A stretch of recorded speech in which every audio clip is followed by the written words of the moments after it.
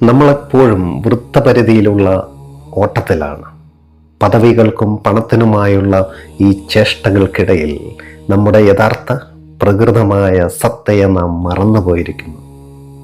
ശിവഭഗവാൻ വിജ്ഞാൻ ഭൈരവ തന്ത്രത്തിലെ 25ാമത്തെ വിദ്യ നമുക്ക് നൽകുന്നത് ഈ ഓട്ടം നിർത്തുവാനാണ്.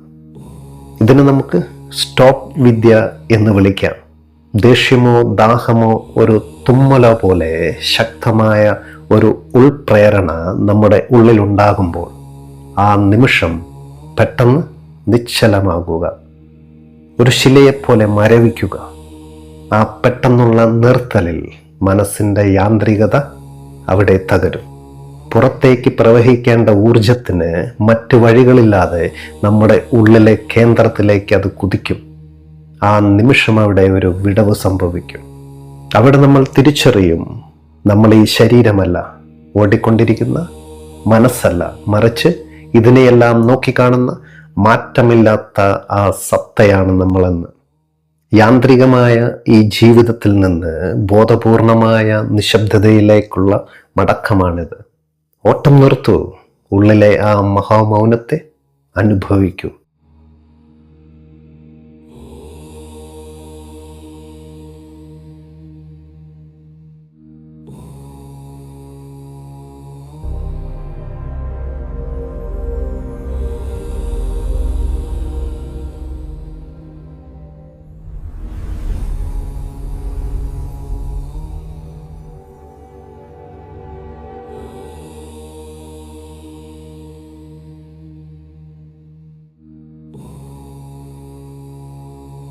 പ്രിയമുള്ളവരെ, നമസ്കാരം. ദിവ്യബോധം എന്ന നമ്മുടെ ഈ ആത്മീയ യാത്ര ഇന്ന് അതീവ ഗൗരവമേറിയ ഒരു ഘട്ടത്തിലേക്ക് കടക്കുകയാണ്.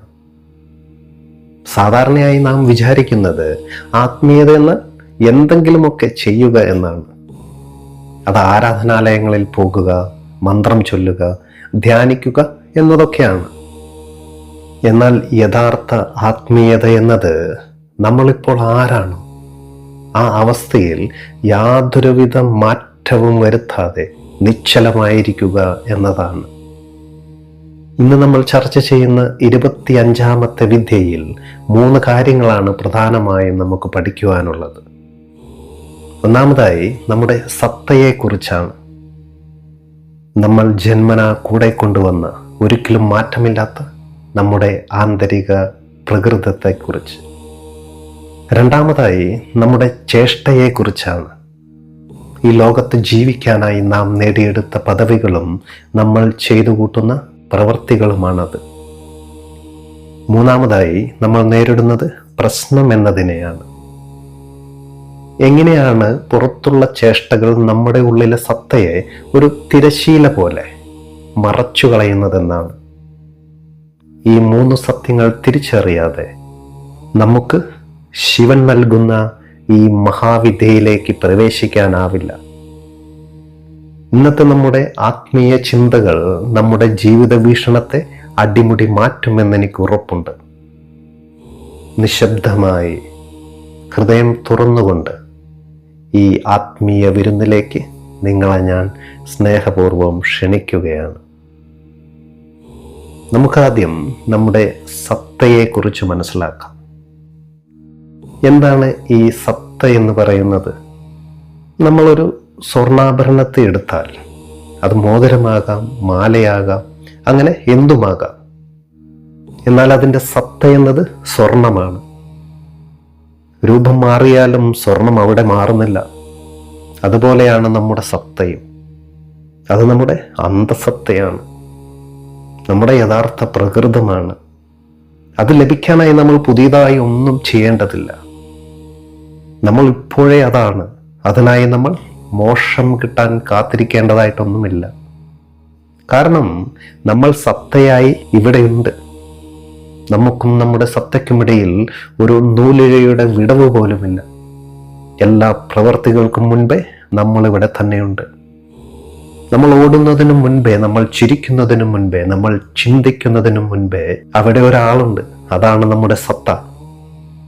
ഇതിനെ നമുക്ക് തിരഞ്ഞെടുക്കുവാനും കഴിയില്ല. കാരണം ഇത് നമ്മൾ തന്നെയാണ്. ഇത് മാറ്റുവാൻ കഴിയുമോ? ഇല്ല. കാരണം ഇത് ശാശ്വതവുമാണ്. ശരി, വളരെ രസകരമായ എന്നാൽ ആഴത്തിൽ ചിന്തിപ്പിച്ച ഒരു ചോദ്യം ഒരു സുഹൃത്ത് പങ്കുവെക്കുകയുണ്ടായി. ചോദ്യം ഇതാണ്: ബോധത്തിന് ബോധമായി തന്നെ ഇരുന്നാൽ പോരെ, പിന്നെ എന്തിനാണ് ഈ സൃഷ്ടികളെല്ലാം ഉണ്ടാക്കി വെച്ചതെന്ന്. പ്രിയമുള്ളവരെ, നമ്മളിൽ പലരെയും അലട്ടുന്ന ഒരു വലിയ ചോദ്യമാണിത്. സത്ത എന്നത് പരിപൂർണവും ശാന്തവുമാണെങ്കിൽ പിന്നെ എന്തിനാണ് ഇത്രയും വലിയൊരു പ്രപഞ്ചം സൃഷ്ടിച്ച് ഈ കോലാഹലങ്ങളെല്ലാം ഉണ്ടാക്കിയതെന്ന്. ഇതിന് ശിവഭഗവാന്റെയും ഓഷോയുടെയും ദർശനങ്ങളിൽ അതീവ സുന്ദരമായ ഒരു മറുപടിയുണ്ട്. ആത്മീയതയിൽ നാം ഇതിനെ ലീല എന്ന് വിളിക്കും. ബോധമെന്നത് നിശ്ചലമായ ഒരു കല്ലല്ല, അത് അതീവ സർഗാത്മകമാണ്. ഒരു കുട്ടി മണലിൽ വീടുണ്ടാക്കുന്നത് വല്ല ലാഭത്തിനും വേണ്ടിയാണ്? ഒരിക്കലുമല്ല. അത് ആ നിമിഷത്തിലെ സന്തോഷമാണ്. അതുപോലെ പ്രപഞ്ചം എന്നത് ബോധത്തിൻ്റെ ഒരു കളിയാണ്, ഒരു ആഘോഷമാണ്. ബോധത്തിന് ബോധമായി മാത്രം ഇരിക്കാൻ ഒരിക്കലും കഴിയില്ല. കാരണം ആനന്ദം കൂടുമ്പോൾ അത് പ്രപഞ്ചമായി വിരിയുകയാണ്. ഒരു പൂ വിടരുന്നത് എന്തിനാണ്? അതിൽ സുഗന്ധം നിറഞ്ഞു തുളുമ്പുന്നത് കൊണ്ടാണ്. അതുപോലെ ബോധം എന്നത് ആനന്ദം കൊണ്ട് നിറഞ്ഞു തുളുമ്പുന്ന ഒന്നാണ്. ഈ ആനന്ദം പങ്കുവെക്കാനായി അത് പക്ഷികളായും പൂക്കളായും നക്ഷത്രങ്ങളുമായൊക്കെ വിരിയും. ഇതൊരു ലക്ഷ്യത്തിലേക്കുള്ള യാത്രയല്ല, മറിച്ച് ആനന്ദത്തിൻ്റെ ഒരു കുതിച്ചുചാട്ടമാണ്. ബോധത്തിന് തന്നെ തന്നെ കാണണമെങ്കിൽ ഒരു മറ്റൊന്ന് ആവശ്യമാണ്. പ്രകാശത്തിന് പ്രകാശമാണെന്നറിയണമെങ്കിൽ ഇരുട്ട് വേണം. അതുപോലെ താൻ ബോധമാണ് എന്ന് തിരിച്ചറിയാൻ ബോധത്തിന് ഈ ദൃശ്യ പ്രപഞ്ചമെന്ന കണ്ണാടി ആവശ്യമാണെന്ന്. ഈ ലോകത്തിലൂടെ നോക്കുമ്പോൾ ബോധം തൻ്റെ തന്നെ വിശ്വരൂപം തിരിച്ചറിയും. ചുരുക്കി പറഞ്ഞാൽ, ദൈവം ഈ ലോകം സൃഷ്ടിച്ചതല്ല, ദൈവം ഈ ലോകമായി മാറുകയായിരുന്നു. ഒരു പാട്ടുകാരൻ പാട്ടായി മാറുന്നത് പോലെ, ഒരു നർത്തകൻ നൃത്തമായി മാറുന്നത് പോലെ ഈ പ്രപഞ്ചം ബോധത്തിൻ്റെ സ്പന്ദനമായി മാറിയിരിക്കുകയാണ്. അതുകൊണ്ട് എന്തിന് എന്ന് ചോദിക്കാതെ ഈ മഹാസൃഷ്ടിയിലെ ഒരു സാക്ഷിയായി ഈ ആഘോഷത്തിൽ പങ്കുചേരുകയാണ് വേണ്ടത്. എന്തായാലും ഈ മനോഹരമായ ചോദ്യം നൽകിയ ആൾക്ക് ഞാൻ ഒത്തിരി നന്ദി പറയുകയാണ്. ശരി, ഇനി നമുക്ക് രണ്ടാമത്തെ കാര്യമായ ചേഷ്ടയെക്കുറിച്ച് ചിന്തിക്കാം. ചേഷ്ട എന്നാൽ നമ്മൾ നേടിയെടുത്തതാണ്. അത് നമ്മളൊരു ഡോക്ടറോ ഒരു എഞ്ചിനീയറോ അല്ലെങ്കിൽ ഒരു സന്യാസിയോ ആകുന്നത് നമ്മുടെ ചേഷ്ടയാണ്. നമ്മൾ ചെയ്യുന്ന പ്രവർത്തികളിലൂടെയാണ് നമ്മൾ ഈ പദവികളെല്ലാം നേടിയെടുക്കുന്നത്. അതുകൊണ്ട് തന്നെ ഇത് നമ്മുടെ വൃത്ത പരിധി മാത്രമാണ്. പണം, അറിവ്, പദവി, കള്ളനെന്നോ പുണ്യവാളനെന്നോ ഉള്ള പേരോ അങ്ങനെയുള്ളതെല്ലാം നമ്മുടെ ചേഷ്ടകളുടെ ഫലമാണ്.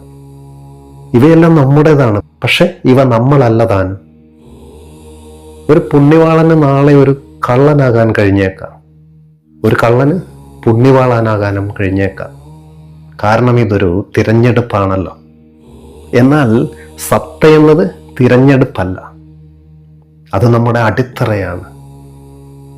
ഈ ചേഷ്ടകൾ എന്നത് ഒരു വസ്ത്രം പോലെയാണ്, അത് നമുക്ക് മാറ്റാൻ കഴിയും. എന്നാൽ സത്ത നമ്മുടെ ചർമ്മം പോലെയാണ്, അത് നമ്മിൽ നിന്ന് വേർപെടുത്താനാവില്ല. ഇനി നമുക്ക് പ്രശ്നത്തെക്കുറിച്ച് ചിന്തിക്കാം. ഇവിടെയാണ് നമ്മുടെ യഥാർത്ഥ പ്രശ്നവും ആരംഭിക്കുന്നത്. അതിജീവനത്തിനായി നമുക്ക് പലതും ചെയ്യേണ്ടി വരും, അല്ലേ? ആഹാരത്തിന് വേണ്ടി ജോലി ചെയ്യണം, കുടുംബത്തിന് വേണ്ടി ഓടണം. എന്നാൽ ക്രമേണ ഈ ചെയ്യലുകൾ നമ്മുടെ സത്തയെ അഥവാ നമ്മുടെ ബീയിങ്ങിനെ മറച്ചു കളയും. നമ്മുടെ മനസ്സെപ്പോഴും ചെയ്യുന്നതിലും കൈവശപ്പെടുത്തുന്നതിലുമുള്ള തിരക്കിലായി മാറും. ഒരു മിനിറ്റ് പോലും നമ്മെ വെറുതെ ഇരിക്കാൻ നമ്മുടെ മനസ്സ് സമ്മതിക്കില്ല. ഈ നിരന്തരമായ പ്രവർത്തനം നമ്മുടെ കേന്ദ്രത്തെ തിരിച്ചറിയുന്നതിന് വലിയൊരു തടസ്സമായി മാറുകയാണ്. കേന്ദ്രം നമ്മുടെ പ്രവൃത്തിയാലും നമ്മൾ നേടിയെടുത്ത വസ്തുക്കളാലും വലയം ചെയ്യപ്പെട്ടിരിക്കുകയാണ്. ഈ വൃത്തപരിധിയിലെ ബഹളങ്ങൾക്കിടയിൽ കേന്ദ്രത്തിലെ നിശബ്ദത നാം കേൾക്കാതെ പോകുകയാണ്. ഇതാണ് നമ്മൾ മനുഷ്യർ നേരിടുന്ന ഏറ്റവും വലിയ ആത്മീയ പ്രതിസന്ധി എന്നത്. നമ്മളിവിടെ തിരിച്ചറിയേണ്ടത് നമ്മുടെ പുറം ലോകത്തെ ഓട്ടം നമുക്കുള്ളിലെ ശാന്തതയെ കൊന്നുകൊണ്ടിരിക്കുകയാണ് എന്നതാണ്.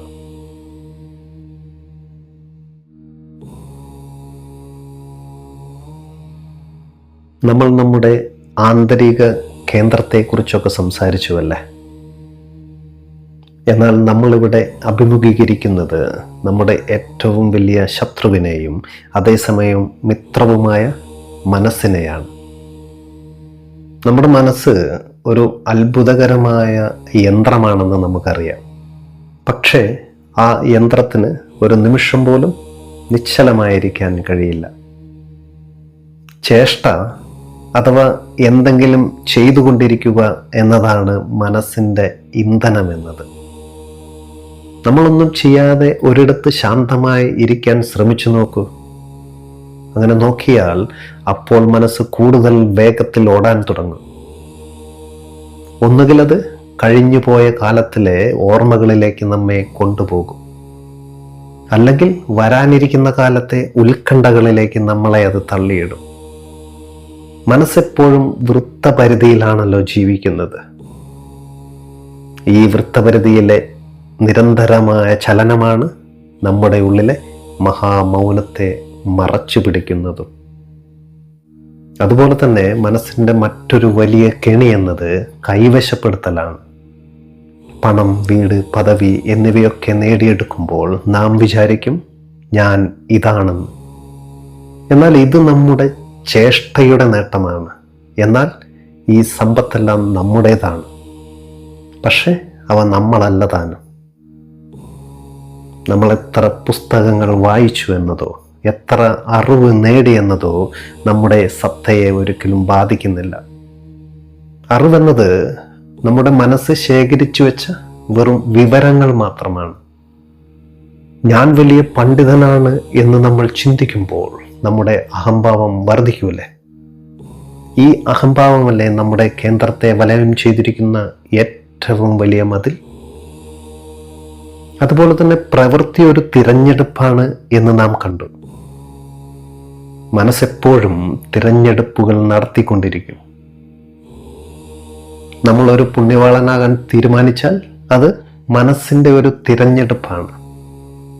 നമ്മളൊരു കള്ളനാവാൻ തീരുമാനിച്ചാൽ അതും മനസ്സിൻ്റെ തിരഞ്ഞെടുപ്പാണ്.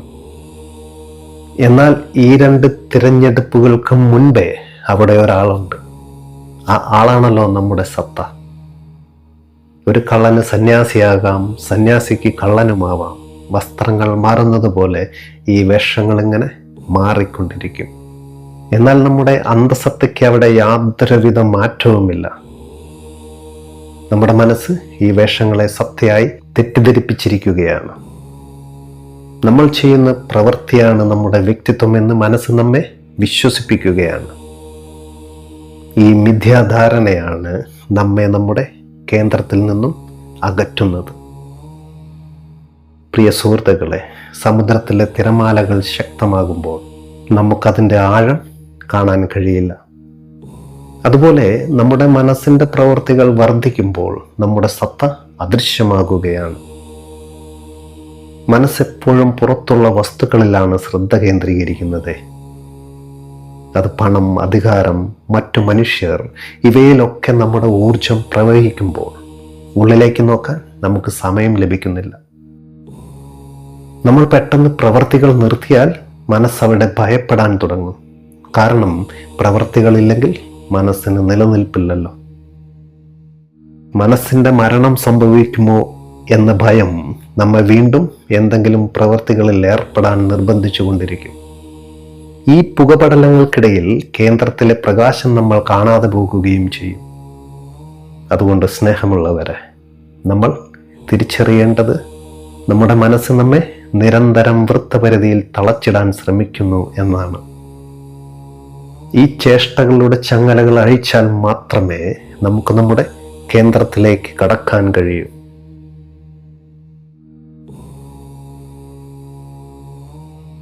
ഇപ്പോൾ നമ്മൾ മനസ്സിന്റെ കെണികളെക്കുറിച്ച് മനസ്സിലാക്കിയല്ലേ? അത്തരം കെണികൾ അറത്തു മാറ്റുന്നതിൽ പ്രഗത്ഭനായിരുന്ന ഒരു ഗുരുവായിരുന്നു മഹാനായ ജോർജ് ഗുർജീഫ്. ഗുർജീഫ് തൻ്റെ ശിഷ്യന്മാരെ വെറുതെ ഇരുത്തി ഇങ്ങനെ പ്രഭാഷണം നടത്താറില്ല. അദ്ദേഹം അവരെ കൊണ്ട് കഠിനമായ ജോലി ചെയ്യിപ്പിക്കും. ആ ജോലിക്കിടയിൽ അതീവ തിരക്കുള്ള ഒരു നിമിഷത്തിൽ അദ്ദേഹം പെട്ടെന്ന് നിർത്തൂ എന്ന് കൽപ്പിക്കും. ആ നിമിഷം അവർ ഏതവസ്ഥയിലാണോ, ഒരടി മുന്നോട്ട് വെച്ചോ, വെള്ളം കുടിച്ചോ, ഭക്ഷണം കഴിച്ചോ, അവിടെ തന്നെ ഒരു ശില പോലെ മരവിച്ചിങ്ങനെ നിൽക്കണം. ഇവിടെ സ്റ്റോപ്പ് എന്ന് പറയുന്നതിലൂടെ ഈ ഒരു നിമിഷത്തെ നിശ്ചലത എങ്ങനെയാണ് നമ്മുടെ ജീവിതത്തെ മാറ്റിമറിക്കുന്നത്? ഇതാണ് നമ്മളിനി ആഴത്തിൽ ചർച്ച ചെയ്യുവാൻ പോകുന്നത്. ഈ നിർത്തൽ പെട്ടെന്നാകണമെന്ന് ഭഗവാൻ ശിവനും ഗുർജീഫും പറയുന്നത് എന്തുകൊണ്ടായിരിക്കാം? ശരിക്കും നമ്മുടെ എല്ലാം ജീവിതം ഒരു യന്ത്രം പോലെയല്ലേ? നാം അറിയാതെയാണ് നടക്കുന്നത്, ശ്വസിക്കുന്നത്, സംസാരിക്കുന്നത്. അങ്ങനെയല്ല. മനസ്സെപ്പോഴും അതിൻ്റെ പഴയ ശീലങ്ങൾ ഇങ്ങനെ തുടർന്നുകൊണ്ടേയിരിക്കും. എന്നാൽ അപ്രതീക്ഷിതമായി ഒരു സ്റ്റോപ്പ് വരുമ്പോൾ മനസ്സിൻ്റെ ആ യാന്ത്രിക ചലനം അവിടെ പെട്ടെന്ന് മുറിയും. ഒരു കാർ ഓടിക്കൊണ്ടിരിക്കുമ്പോൾ പെട്ടെന്ന് ബ്രേക്ക് ഇട്ടാൽ എന്ത് സംഭവിക്കുമോ അത് നമ്മുടെ ബോധത്തിലും സംഭവിക്കും. അപ്പോൾ മനസ്സിനടുത്തതായി എന്ത് ചെയ്യണം എന്നറിയാത്ത ഒരു നിമിഷം അവിടെ ഉണ്ടാകും. ആ നിമിഷത്തിൽ നമ്മൾ കേന്ദ്രത്തിലേക്ക് വലിച്ചെറിയപ്പെടും. പ്രിയമുള്ളവരെ, പെട്ടെന്നുള്ള ഈ നിർത്തലിൽ ഒരു വിടവ് അഥവാ ഒരു ഗ്യാപ്പ് സംഭവിക്കുന്നുണ്ട്. നമ്മൾ ഓടിക്കൊണ്ടിരിക്കുമ്പോൾ പെട്ടെന്ന് നിർത്തിയാൽ നമ്മുടെ ശരീരത്തിന് അപ്പോഴും ഓടാനുള്ള ഒരു ആക്കം അനുഭവപ്പെട്ടുകൊണ്ടിരിക്കും. എന്നാൽ നമ്മുടെ സത്ത അതിൽ നിന്ന് വിട്ടുനിൽക്കുകയും നമ്മൾ ശരീരവുമായി സഹകരിക്കാത്ത ആ നിമിഷം നമ്മൾ ശരീരമല്ല എന്ന് നമുക്ക് ബോധ്യപ്പെടുകയാണ്. മനസ്സ് പ്രവർത്തനരഹിതമാകുമ്പോൾ, വൃത്തപരിധിയിലെ തിരമാലകൾ അടങ്ങുമ്പോൾ ഉള്ളിലെ ആ കേന്ദ്രം പെട്ടെന്ന് വെളിപ്പെടും. ജീവിതത്തിൽ ആദ്യമായി നമ്മൾ നമ്മളെ തന്നെ അനുഭവിക്കും. ഇതൊരു ക്ഷണിക ദർശനമാണെങ്കിൽ പോലും അത് നമ്മുടെ ജീവിതത്തിലെ ഏറ്റവും വലിയ സത്യമായി മാറും. എന്നാൽ ഈ വിദ്യയിൽ നമ്മെ പരാജയപ്പെടുത്തുന്ന ഒന്നാണ് സ്വയം വഞ്ചന എന്നത്. നമ്മൾ ഒറ്റയ്ക്ക് ഇരുന്ന് ഈ വിദ്യ പരീക്ഷിക്കുമ്പോൾ നമ്മൾ അറിയാതെ തന്നെ സൗകര്യപ്രദമായ ഒരു നിലയിലെത്തിയ ശേഷം നിർത്തും. അതൊരു പക്ഷേ വീഴുമെന്ന് ഭയമുള്ളപ്പോഴോ കൈ വേദനിക്കുമ്പോഴോ നമ്മൾ നിർത്താൻ മടിക്കും. അപ്പോൾ ഒന്നും സംഭവിക്കില്ല. അതുകൊണ്ടാണ് ഗുർജീഫ് ഇതൊരു കൂട്ടായ വിദ്യയാക്കി മാറ്റിയത്. ഇവിടെ ഗുരു നമ്മുടെ സൗകര്യം നോക്കിയല്ല കൽപ്പിക്കുന്നത്. നമ്മൾ ഏറ്റവും അസൗകര്യപ്രദമായ ഒരു നിലയിൽ നിൽക്കുമ്പോഴാണ് അദ്ദേഹം സ്റ്റോപ്പ് എന്ന് പറയുക. ആ അസൗകര്യമാണ് നമ്മെ നമ്മുടെ മനസ്സിനപ്പുറത്തേക്ക് കൊണ്ടുപോകുന്നത്. നമ്മളിവിടെ ആചാര്യനെ അല്ല, നമ്മളെ തന്നെയാണ് വഞ്ചിക്കുന്നതെന്ന് തിരിച്ചറിയുമ്പോഴാണ് ഈ വിദ്യ ഫലവത്താകുക. അതുകൊണ്ട് നമ്മൾ മനസ്സിലാക്കേണ്ടത് പെട്ടെന്നുള്ള ഈ നിർത്തൽ മനസ്സിന്റെ ചങ്ങല പൊട്ടിക്കാനുള്ള മാരകമായ ഒരു ഷോക്ക് ട്രീറ്റ്മെന്റ് ആണെന്നാണ്.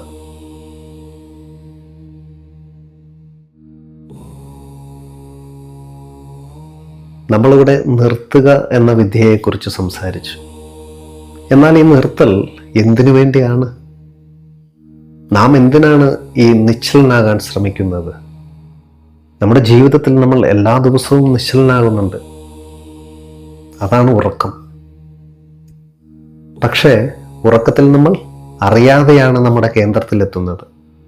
എന്നാൽ ധ്യാനത്തിൽ നമ്മൾ അറിഞ്ഞുകൊണ്ടാണ് കേന്ദ്രത്തിലെത്തുന്നത്.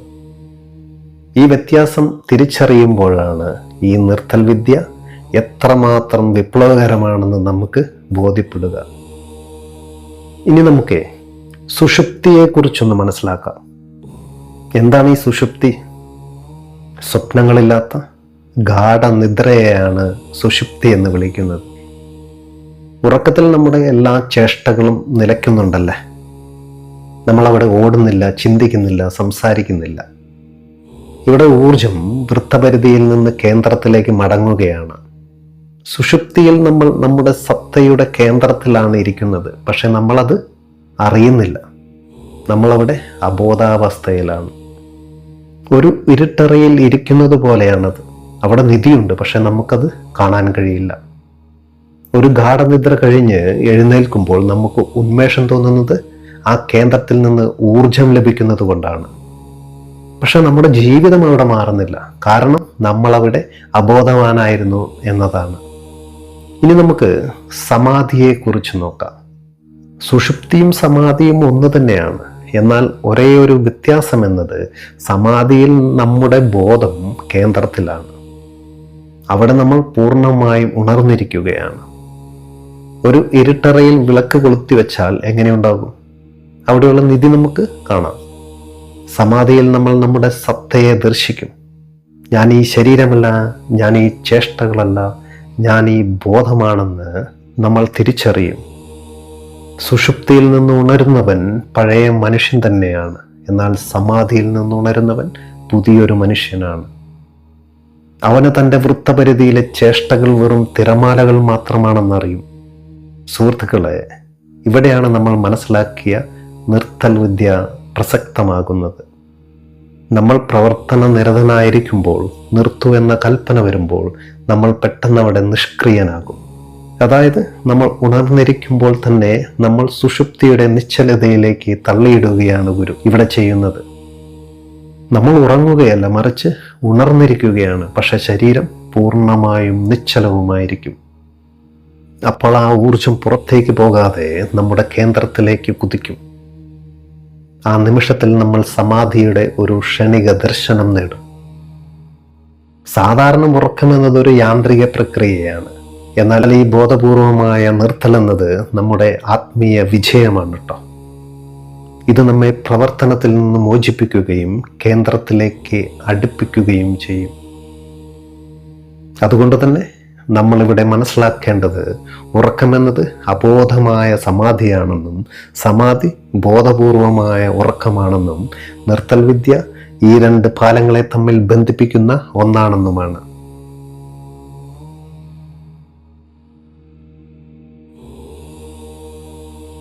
ഇതുവരെ നമ്മൾ സത്തയെയും ചേഷ്ടയെയും കുറിച്ചൊക്കെ സംസാരിച്ചു. എന്നാൽ ഈ വിദ്യ ഫലപ്രദമാകണമെങ്കിൽ നാം നമ്മുടെ ജീവിതം തന്നെ ഒരു പരീക്ഷണശാലയാക്കി മാറ്റേണ്ടതുണ്ട്.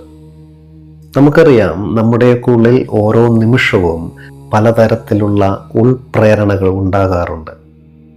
തന്ത്രശാസ്ത്രത്തിൽ ഇതിനെ ചോദനകൾ എന്നാണ് വിളിക്കുന്നത്. ഈ ചോദനകൾ എന്നത് ചലിച്ചുകൊണ്ടിരിക്കുന്ന ഊർജമാണ്. ഈ ഊർജത്തെ പുറത്തേക്ക് കളയാതെ എങ്ങനെ നമ്മുടെ ഉള്ളിലെ കേന്ദ്രത്തിലേക്ക് തിരിച്ചുവിടാം എന്നാണ് നമ്മൾ ഇവിടെ ചിന്തിക്കുന്നത്. വികാരം അഥവാ ഇമോഷൻ എന്നാൽ ചലിച്ചുകൊണ്ടിരിക്കുന്ന ഊർജം എന്നാണെന്ന് നമ്മൾ മനസ്സിലാക്കിയിട്ടുണ്ട്. ഊർജം എപ്പോഴും ചലനത്തിലാണല്ലോ. ഒരു ചോദന ഉണ്ടാകുമ്പോൾ നമ്മുടെ ഊർജം വൃത്തപരിധിയിലേക്ക് ഒഴുകും. നമുക്ക് വെള്ളം കുടിക്കണമെന്ന് തോന്നുമ്പോൾ ഊർജം ഗ്ലാസ്സിലേക്ക് നീങ്ങും. ദേഷ്യം വരുമ്പോൾ അത് മറ്റൊരാളിലേക്ക് നീങ്ങും. ഊർജത്തിന് ഒരിക്കലും നിശ്ചലമാകാൻ കഴിയില്ല. നമ്മൾ പെട്ടെന്ന് നിർത്തൽ വിദ്യ പ്രയോഗിക്കുമ്പോൾ ആ ഊർജത്തിന് പുറത്തേക്ക് പോകാൻ കഴിയില്ല. അപ്പോൾ അത് സ്വാഭാവികമായും ഉള്ളിലേക്ക് കുതിക്കേണ്ടി വരും. ആ ഊർജം നമ്മെ കേന്ദ്രത്തിലേക്ക് തള്ളി നീക്കും. ഈ വിദ്യ പരീക്ഷിക്കാൻ നമുക്ക് 3 കൊച്ചു കാര്യങ്ങളെക്കുറിച്ച് മനസ്സിലാക്കാം. നമുക്കെല്ലാം തുമ്മൽ വരുമല്ലോ. ഇനി മുതൽ തുമ്മൽ വരുമെന്ന് തോന്നുമ്പോൾ ആ ചോദനയുടെ തുടക്കത്തിൽ തന്നെ പെട്ടെന്ന് നിർത്തുക. ഓർക്കുക, തുമ്മലിനെ തടയുകയല്ല, പകരം നമ്മൾ നിശ്ചലമാകുകയാണ്. ഈ സമയം കണ്ണ് ചിമ്മാതിരിക്കണം, ശ്വാസത്തെ അടക്കി പിടിക്കണം. ആ നിമിഷം ആ ചോദന മടങ്ങിപ്പോകുകയും ഒരു സൂക്ഷ്മമായ ഊർജം കേന്ദ്രത്തിലേക്ക് മാറുകയും ചെയ്യും. അതുപോലെ തന്നെ നമ്മളൊരു ഗ്ലാസ് വെള്ളം കുടിക്കാൻ തുടങ്ങുന്നു എന്ന് കരുതിയാൽ നമുക്ക് നല്ല ദാഹമുള്ള സമയത്ത് ഗ്ലാസ്സിൽ തൊടുന്ന നിമിഷം തന്നെ പെട്ടെന്ന് അത് നിർത്തുക. ദാഹം നമ്മുടെ ഉള്ളിലുണ്ട്, കൈ ഗ്ലാസ്സിലുമുണ്ട്, പക്ഷെ നമ്മളവിടെ നിശ്ചലനാണ്. ഈ അവസ്ഥയിൽ ദാഹം എന്ന വികാരം നമ്മിൽ നിന്ന് വേറിട്ട് നിൽക്കുന്നത് നമുക്ക് അനുഭവപ്പെടാൻ കഴിയും. അതുപോലെ ഒരാളോട് ദേഷ്യം തോന്നുമ്പോൾ ആ നിമിഷം നിർത്തുക. അതിനെക്കുറിച്ച് ചിന്തിക്കാതിരിക്കുക. ആ ദേഷ്യമെന്ന ഊർജം ഉള്ളിൽ തിളയ്ക്കുന്നത് നോക്കി നിൽക്കുക. ആ ഊർജത്തെ പ്രകടിപ്പിക്കാതെ നിൽക്കുമ്പോൾ അത് നിശബ്ദതയായി നമ്മുടെ കേന്ദ്രത്തിലേക്ക് മടങ്ങുന്നത് കാണാം. പ്രിയമുള്ളവരെ, ലൈംഗിക ചോദനയുണ്ടാകുമ്പോഴും ഇത് നമുക്ക് പരീക്ഷിക്കാവുന്നതാണ്. കാമമുണരുമ്പോൾ അതിനെ പാപമായി കാണാതെ ആ നിമിഷം കണ്ണുകൾ അടച്ച് ആ ഊർജം നമ്മുടെ നട്ടലിലൂടെ സ്പന്ദിക്കുന്നത് നിരീക്ഷിക്കുക. ആ ചോദന പെട്ടെന്ന് നിർത്തപ്പെടുമ്പോൾ ഊർജം പുറത്തേക്ക് പോകാതെ ഉള്ളിലേക്ക് തിരിയും. ഇതേ ഊർജമാണ് സ്നേഹമായി മാറുന്നത്. ഈ പരീക്ഷണങ്ങളെല്ലാം നടത്തുമ്പോൾ നമ്മുടെ ചോദന സത്യസന്ധമായിരിക്കണം. വിശപ്പില്ലാതെ ഭക്ഷണം കഴിക്കുമ്പോഴോ ദാഹമില്ലാതെ വെള്ളം കുടിക്കുമ്പോഴോ ഇത് പരീക്ഷിച്ചാൽ ഒരു ഫലവും ലഭിക്കില്ല. കാരണം അവിടെ ഊർജത്തിൻ്റെ ഒഴുക്കില്ല എന്നതാണ്. അതുകൊണ്ട് നമ്മൾ തിരിച്ചറിയേണ്ടത് നമ്മുടെ ഉള്ളിലെ ഓരോ ഉൾപ്രേരണയും അത് കേന്ദ്രത്തിലേക്കുള്ള വാതിലുകളാണ് എന്നതാണ്. ഊർജത്തോടൊപ്പം ഉള്ളിലേക്ക് താഴാൻ പഠിക്കുന്നവൻ ജീവിതത്തിലെ എല്ലാ കൊടുങ്കാറ്റുകൾക്കിടയിലും ശാന്തനായിരിക്കും.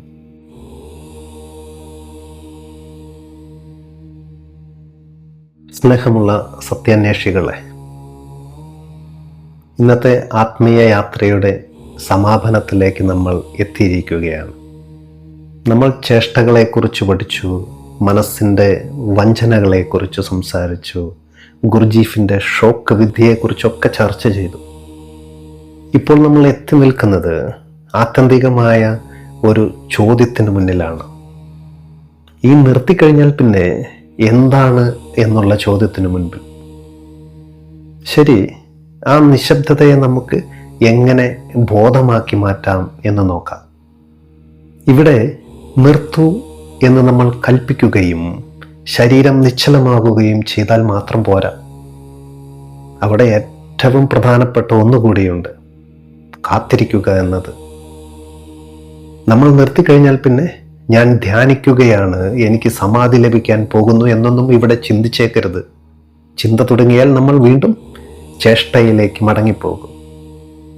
ഒരു നിമിഷം ശ്വാസം പോലും നിലച്ചതുപോലെ യാതൊരുവിധ അനക്കവുമില്ലാതെ ആ നിശ്ചലതയിൽ കാത്തിരിക്കണം.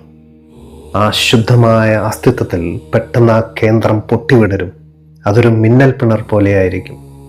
ആ നിമിഷം നമ്മൾ തിരിച്ചറിയും, നമ്മൾ ഈ ശരീരമല്ല, ഓടിക്കൊണ്ടിരിക്കുന്ന ഈ മനസ്സുമല്ല, മറിച്ച് ഇതിനെയെല്ലാം നോക്കിക്കാണുന്ന മാറ്റമില്ലാത്ത ആ സത്തയാണെന്ന്. പ്രിയപ്പെട്ടവരെ, ഒരിക്കൽ നമ്മൾ ഈ കേന്ദ്രത്തെ അനുഭവിച്ചു കഴിഞ്ഞാൽ നമ്മുടെ വ്യക്തിത്വം നമ്മൾ അറിയാതെ തന്നെ മാറിപ്പോകും. ഊർജം പുറത്തേക്ക് ചിതറിപ്പോകാതെ ഉള്ളിലെ കേന്ദ്രത്തിലേക്ക് നിൽക്കുമ്പോൾ നമ്മുടെ ഉള്ളിലൊരു കാന്തിക ശക്തി രൂപപ്പെടും. ബുദ്ധൻ്റെയും മഹാവീരൻ്റെയും സാന്നിധ്യത്തിലേക്ക് ആളുകൾ ആകർഷിക്കപ്പെട്ടത് ഈ ഊർജം കൊണ്ടാണ്.